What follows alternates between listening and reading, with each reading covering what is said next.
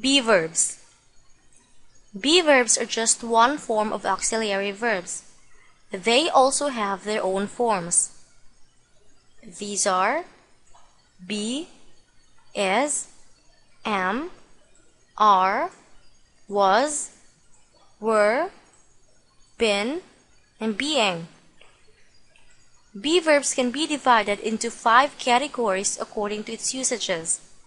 These are the to be, present tense, past tense, past participle, and present participle. For to be verb, there is only one, be.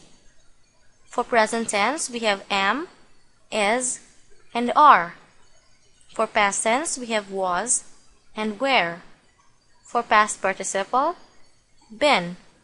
And for present participle, being. Be. Be usually follows to or modals in a sentence. Examples: she wants to be a doctor. We will be visiting Grandma next week. I might be there at 6 o'clock. If you notice, the verb be follows to in the first sentence and the modals will and might in the second and third sentences. Present tense. For present tense, we have 3, am, is, and are.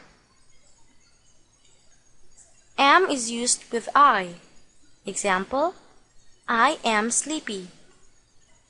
Is used when the subject is singular, like he, she, and it. Examples: she is my cousin.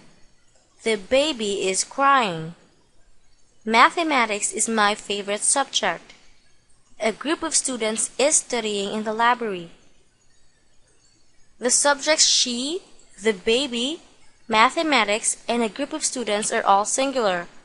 Be careful with uncountable nouns like mathematics and a group of students because they may sound plural, but they are taken singularly, so you should use is. The third one is are. Are is used when the subject is plural, like you, we, and they. Examples: they are my neighbors. My aunts and uncles are coming tomorrow. They and aunts and uncles are all plural. That's why are is used. Past tense. For past tense, we have was and were. Was is used for singular subjects. Examples: I was at the party yesterday. Mr. Jones was cleaning his garden when his daughter came. Was is used in the sentences because the subjects I and Mr. Jones are singular, and the actions all happen in the past. Were. Were is used for plural subjects. Examples: we were disappointed when our team didn't win. And the students were reprimanded by their teacher. If you notice that in the sentences, we and the students are plural, and the actions happen in the past. That's why were is used. Past participle. Been. Been is used after the verbs have, has, and had. Examples: the children have been playing all day. She has been to Mexico. He had been practicing piano. Present participle. Being. Being is used for continuous tense and is usually found after other verbs like is, am, was, and were.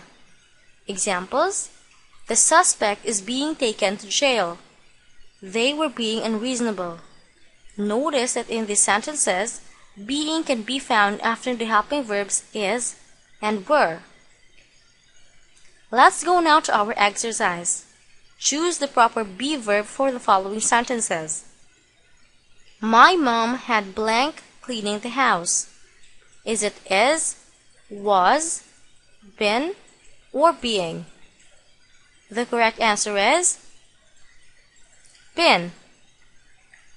My mom had been cleaning the house. Why? Because been is always used after verbs like has, have, and had. Jim and Mary blanked here last week. Is it was, were, being, or been? The correct answer is were. Jim and Mary were here last week. Why? Because were is used for plural subjects. In this case, Jim and Mary, and for an action which had happened in the past, last week. Next, he was blank kind. Is it been, were, was, or being? The correct answer is being. He was being kind. Why? Because being is used after another verb. In this case, was. Next, you must blank here before noon. Is it be, been, being, or are? The correct answer is be. You must be here before noon. Be is used after modal. In this case, must.